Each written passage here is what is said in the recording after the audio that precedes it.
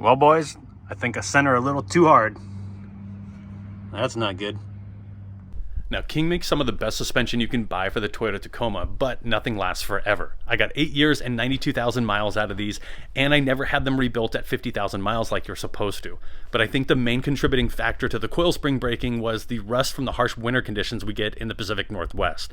So it is what it is. It's time to take these things off and see if I can do a rebuild kit and new coil springs, or if I have to buy a whole brand new set. Let's find out.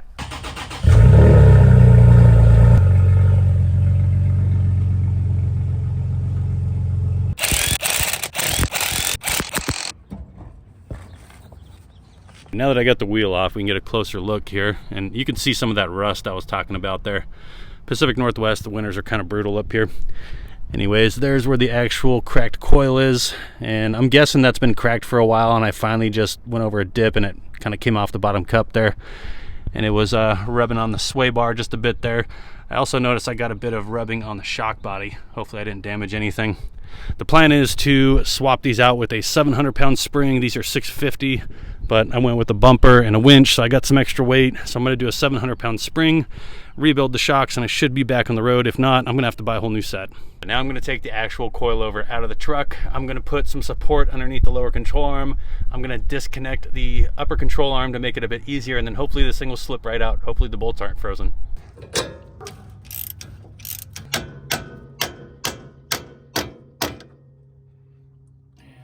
Upper control arm loose. Oh boy. Yeah, those things aren't in good shape either. Wow. I might need to rebuild those. Those bushings are toast. And push the control arm out of the way. Make things a lot easier. And this guy should unbolt and hopefully just slip right out.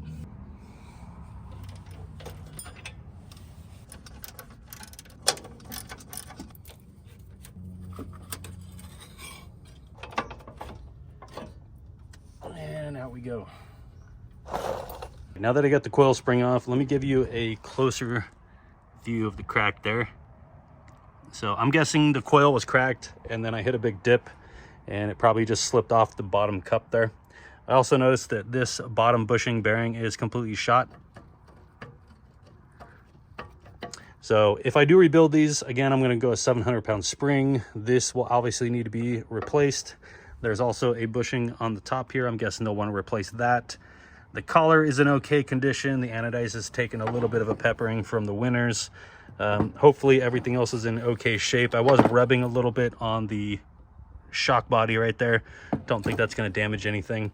So $812 is what I'm looking at from a local shop to rebuild the entire suspension with new coil springs if I bring the set to them. If these are in worse condition and they quote me anything more than that, I think I'm just going to pull the trigger and do a brand new set. So now I'm going to take off the other side, the driver's side, and see if there's any cracks on that side. Got the driver's side wheel off, and again, a lot of corrosion in the same spot where the other one broke, but these ones look like they're in okay shape.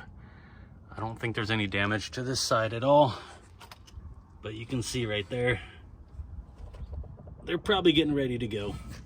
So even if these things didn't break, it probably was time to replace these. So after calling around and checking into a set of brand new Kings, I was kind of shocked at how expensive they are now, inflation. Even with some buddies that got discounts at King, the best price I could get was about $1,600 shipped.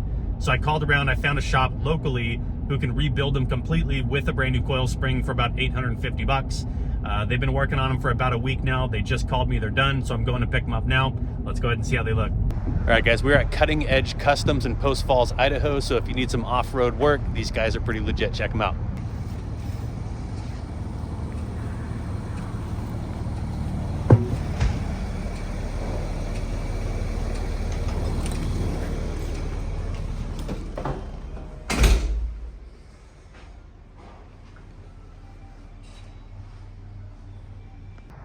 All right, so all rebuilt, 700-pound spring. You can see the 700 there. They replaced my uniballs here. These were in really bad shape. Here's the old one. And this thing is super crusty.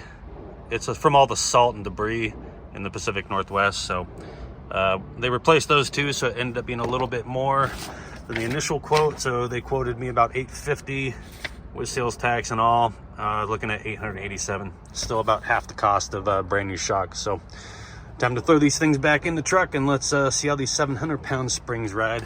They didn't adjust the collar all the way up to the top. They left them exactly where they were before. So I should get the same ride height. If anything, they may sit a little higher than they did before. The other ones were a little worn out, but pretty stoked. Let's go ahead and put this thing back together. So the guy at the shop told me this is just a super tight O-ring in here. And if the sticker's not lining up, which is not quite, that you could twist it if you grab it really hard, but I'm not able to get this thing to move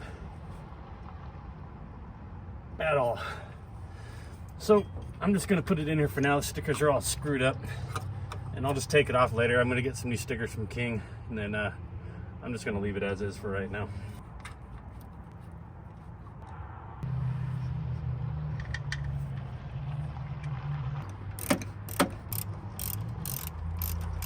Just like my shocks were worn out, my King sweatshirt is a little worn out too. I hit the grinder on here once and I use it for welding too. So I think it's time to order a new sweatshirt as well.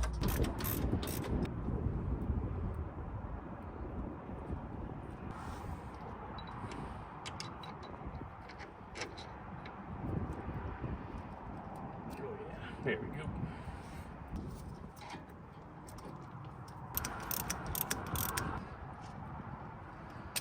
And you guys may notice too that I haven't put the sway bar link back in. That's because I decided to ditch the sway bar because I'm going with a 700-pound spring. This is definitely going to ride a little bit stiffer. Also, they kept the collar adjusted where I kept it before. I thought they were going to ride it all the way to the top. They said to go ahead and drive it around, let it break in, and then if I want to make any adjustments, that would be the time to do it. So I'm real curious how this thing's going to sit. It may sit a little higher in the front than it did before. It may be a little on the stiff side. I may want to adjust this a little bit, and I'm not sure with this coil spring if I'm going to be able to really get much adjustment out of that because it's going to be under such load. Also, I noticed this thing does rub a little bit on the coil. Got some marks right there, but I guess they said that would be fine. So all right, this side's done, and almost forgot to put my line back here, the ABS sensor line. I went ahead and got new hardware. This stuff's pretty cheap. I went stainless at Ace Hardware since where I live. There's so much salt here. Whatever they used before, it wasn't really holding up. So this time I'm gonna put something on that's gonna hold up to the elements just a little bit better.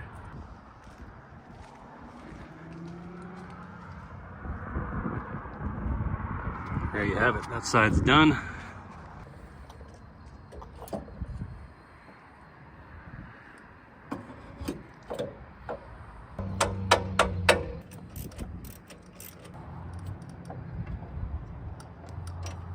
And these are a bitch to get in sometimes. All right, finally got them. I had to unbolt the bottom eyelet, let it dangle for a little bit in order to get it lined up, but finally went.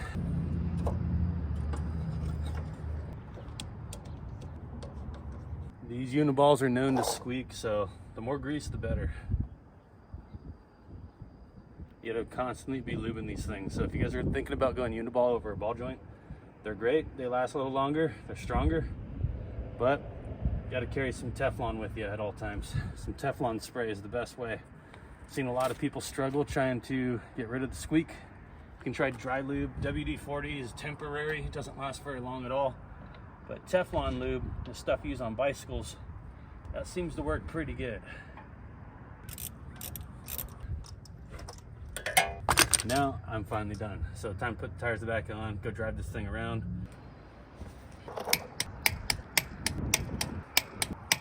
Always double check. All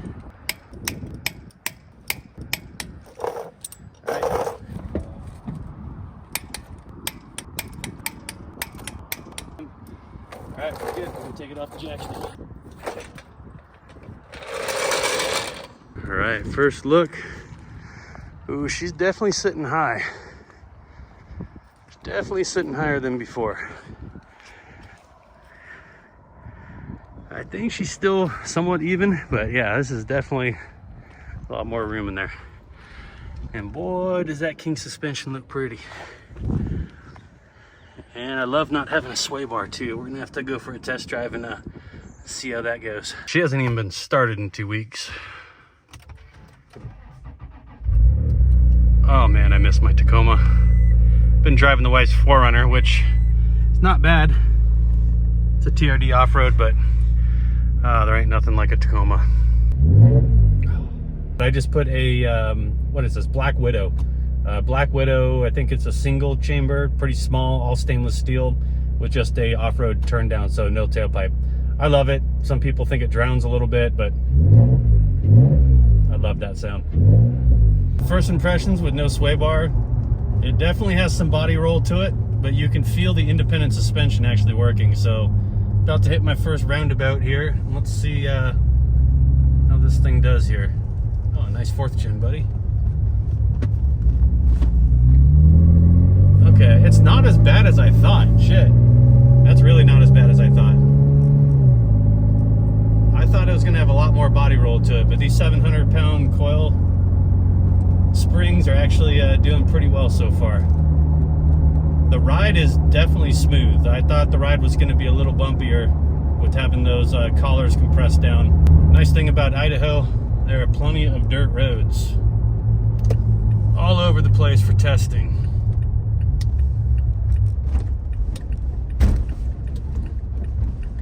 Try not to get it super muddy, but let's see.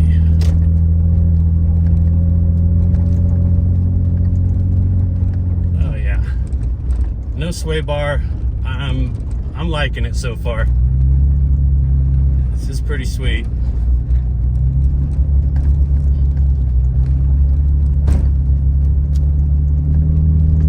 Oh my God, it's so much smoother with no sway bar.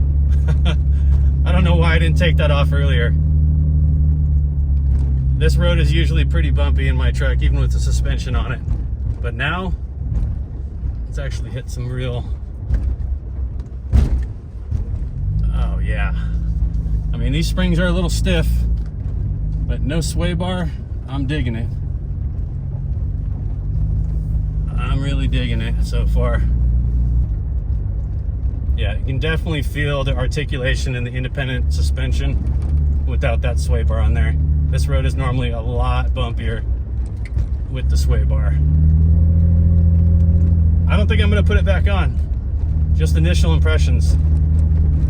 I was gonna run it just for a little bit, take this little test drive, see how it felt, put it back on, but I think I'm gonna just go ahead and run it without that sway bar now. Steering is definitely a little bit more floaty. It drifts around a little bit more, and you kind of already get that with the mud terrain tires and a lift. Or let's do a U-turn now. Nope, not nearly as much body roll as I thought. Nice 3rd gen, buddy.